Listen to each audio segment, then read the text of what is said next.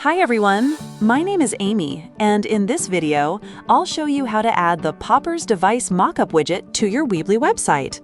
Device Mockup Widgets are useful for showcasing designs, app previews, and website screens in a polished and realistic way, which can make your website look more professional.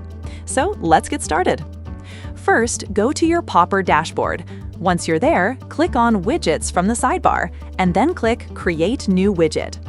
Now search for Device Mockup in the widget library and open it. After that, choose a layout and the widget editor will open.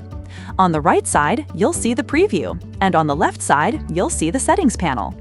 In the Content tab, you can select the device type. Under Content Source, you can add an image URL, upload an image, or enter a website link.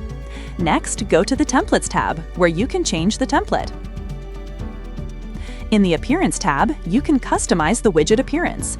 You can change the background color and the device color. In the Interaction section, you can enable or disable options like 3D effect, auto scroll, and phone landscape view. Once you're happy with the customization, click Publish Widget. After that, copy the code and go to your Weebly site editor. Inside the editor, add a Embed Code block, then paste the installation code into it.